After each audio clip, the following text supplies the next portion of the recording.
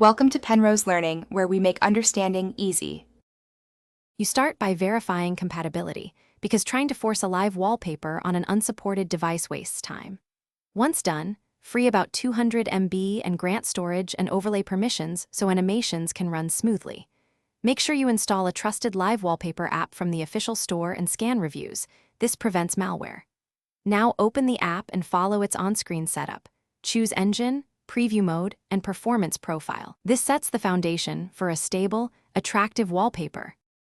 You now configure visuals and performance in detail so the wallpaper matches your device and tastes. Start by selecting a live pack or importing a video or GIF, and choose the resolution that matches your screen.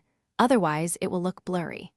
Then adjust frame rate and battery saver options to balance smoothness versus power draw, and enable or disable touch interactions based on preference. Once satisfied, crop and position the image. Preview in both orientations, and save a named preset for quick swaps later. You finish by applying the live wallpaper and verifying it stays active. Choose home screen, lock screen, or both. After applying, monitor battery and CPU usage for about 24 hours to ensure the chosen settings aren't draining power. Make changes if needed. If the wallpaper fails to animate, restart the device first, then clear the app cache and reinstall the app as a last resort.